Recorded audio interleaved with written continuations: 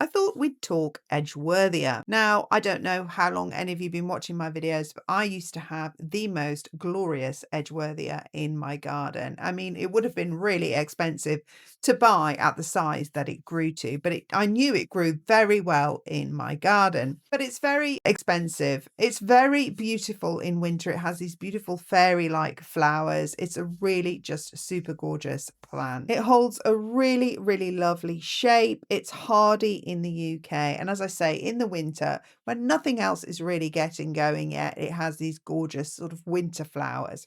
So I really love it. It's a great ornamental plant, especially for small to medium-sized gardens. Now, unfortunately, because I'd moved mine successfully once before, I thought I could move it again. And as long as I watered it, it would be fine. I stupidly moved it in the height of summer.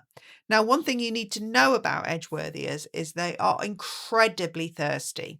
So they like a lot of water. So the worst thing I could possibly do was to dig it up and damage its roots in summer and then try to keep it hydrated as it established in the new spot, which of course I couldn't do in the height of summer. And so it died. And I was really cross with myself. Then I thought they were too expensive to go and buy another one for a long while I thought about what I wanted to do. And then I found a small one in a local garden centre. So this one was only about £22, £23.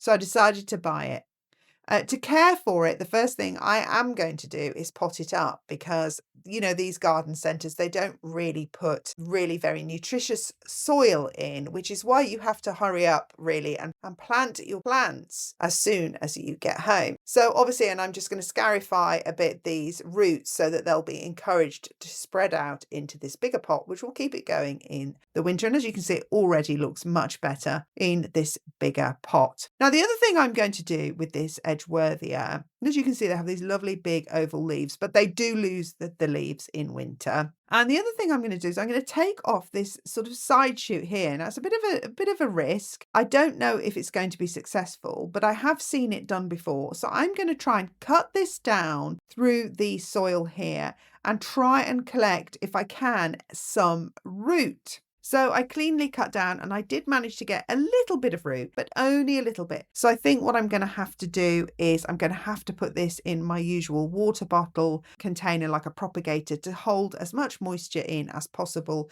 for that little root. And probably I should trim. I didn't trim back the leaves in this video, but I'm thinking as I'm watching this back now, I probably should trim these leaves back to make them a bit smaller. So then I made up my usual compost, which was, I used my lovely compost, and then I put in some sand. I always use sharp sand because you need really good drainage when you are propagating and growing seeds and all the rest of it. So I do about a third sharp sand to 2/3 compost, which I thoroughly mix up. I wet the compost then before I pot it up. And once it's moist but not soaking wet, I'll pop the whole pot right up to the top, poke my finger in to make a hole. And then, as you can see, when this side shoot was on the Edgeworthia, it was quite tall. The root itself was actually quite shallow, quite low down, probably only about an inch down. So I'm going to only plant it a little bit more than that depth. Then I'm going to cover it with plastic and bottom water it as well to be on the safe side. And then I'm just going to keep my eye on it and top up this foil tin of water every now and again through the winter to see if I get a new baby Edgeworthia plant. So I can't recommend Edgeworthia enough. They're hardy, as I say. They make a really nice shape. So they're perfect for an ornamental garden, a small courtyard garden. They're perfect for landscaping and posh gardens, but they also look really cute in cottage gardens, depending on how you want to use them. They do need watering a lot. So if you are going to grow it in a pot, you must be on the watering. You will see if you haven't watered it or there's been a dry spell, those leaves will quickly start to flag, and it cost me a whole tree. So don't neglect it if you're going to grow it in a pot. And one final thing, I have mine in a sheltered spot and it didn't get the full baking sun. It got a bit of sun in the morning, a bit of sun in the afternoon. So I think it prefers a slightly more shady, sheltered spot. with some sunshine. So there you have it. Spotlight on my specialty plant this week is Edgeworthia. I thoroughly recommend growing one if you can find one. They are expensive the bigger you go, so you might want to try and source one that's still quite small and see if you can propagate